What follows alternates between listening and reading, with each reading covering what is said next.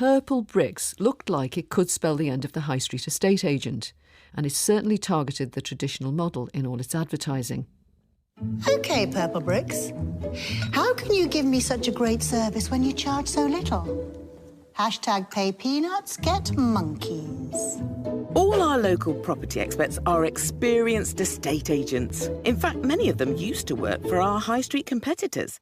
But they've switched to Purplebricks because our clever technology allows them to spend more of their time selling homes and less time stuck in an office. No monkeys here. So you get an excellent service at a fraction of the cost. Purplebricks was a disruptor, using technology to offer a flat fee that was less than the usual commission charged by estate agents. In return, the seller would just have to do a little bit more of the admin themselves. This was one of the company's founders, Michael Bruce, sounding really optimistic on You and Yours back in April 2016.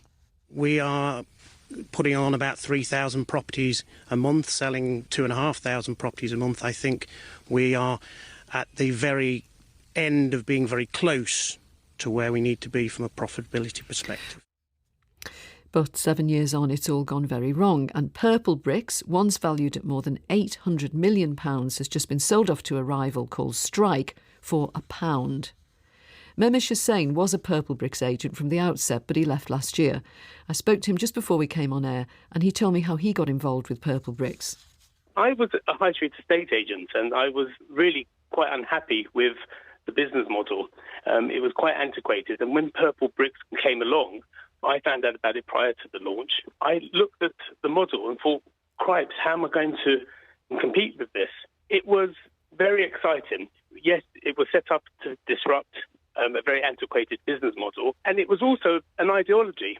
We wanted to make real changes in the industry, make it so that customers had more control over the process of buying and selling.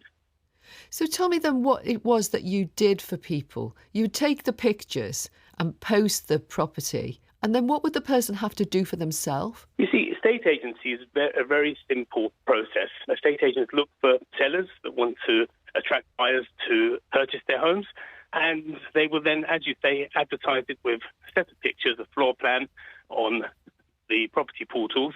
And once a buyer sees that advert, the process of arranging a viewing and then making an offer then became very complicated. Purplebricks set up an online platform to enable buyers to be able to book viewings instantly, and they then offered a service where they would accompany the viewing or they'd allow the seller to show people around.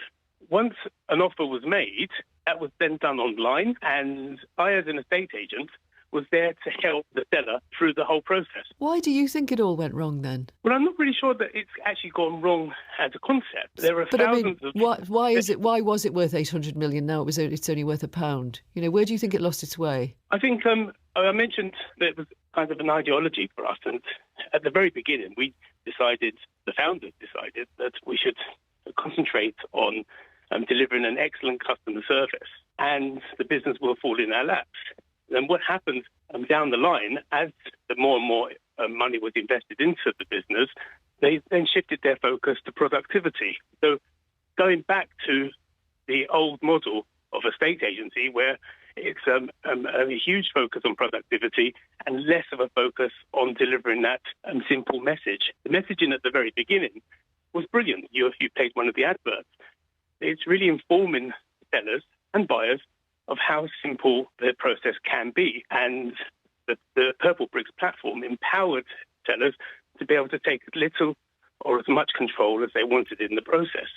Did Purplebricks have a lasting effect on the business? I mean, did it bring prices down? Did it force a lot of high street agents out of business, off the high street? You've made a really good point there, but it did. Just before I joined Purplebricks, I worked in the high street, and the average fee nationally, I think, was around about the 1.7% mark, the 1.7% plus VAT of the value of somebody's home. Today, you can walk into an estate agent and negotiate a fee less than 1%, and that is because of Purplebricks. Memish Hussain. Well, Henry Pryor is an expert on the housing market. Henry, what do you think then the whole Purplebricks experience told us about consumers and buying and selling homes? Afternoon, Winifred. Hi. I think what Purplebricks has done very successfully is to remind us all that actually buying and selling a house has a reputation right up there with bereavement and relationship breakdown for fun and excitement, and it's not as simple and straightforward as some people would like it to be. It can be, though, can't it? There is no reason why, with a lot of sales, you couldn't do some of this online, the bidding and so on. You know, you put your offer in and everything. Well, their technology has been enormously helpful in furthering what was a very imaginative, very exciting, and initially, at any rate, particularly disruptive business model. But the problem comes that not all sales, by any means, are simple and straightforward. And although there is no law in this country that requires people to engage an estate agent when they sell a property, over 95% of people do. Now, of course, Purplebricks took a very imaginative approach to the cost of selling a house. In reality, when people put their properties on the market, Winifred, only 1 in 3 statistically actually sells. Now, one of the very few upsides of the rather quaint way that we have of buying and selling houses in this country is that actually that means for consumers, for people selling properties, it's great value because you only pay when the deal is actually done. And what Purplebricks and other online disruptors came along and did was to share that cost across all 3, including the 2 who didn't sell their properties, making them much more competitive if indeed you did sell your property. For those that didn't sell, however, they were left with a bill and often an uncomfortable experience that the firm then tried to remedy by bringing in much more customer focus, but probably rather too late in the day.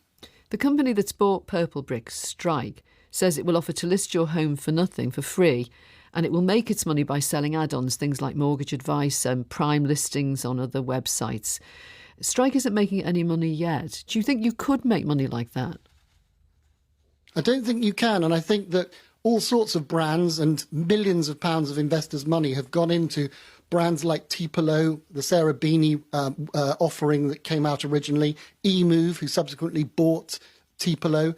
These businesses have very clever technology backing their business model, trying to be disruptive and to provide a service for the very simplest of transactions. But for most people, their sale of their home, their most expensive single asset, does require some hand-holding. And inevitably, particularly if you're dealing with something so personal, it's a bit like when you're defending your kids or your spouse or your friends and their reputations. When you're dealing with your own house, emotions do come into play. And it's that is very difficult to handle and to minimise and to deal with in a way that works for buyers if you're just communicating through a platform. It's something that I think that still has a future, and lots of high street traditional agents have embraced parts of the business model, but I don't think that consumers have found that at the end of the day it's turned into something that has actually revolutionised the system. Henry Pryor, thank you.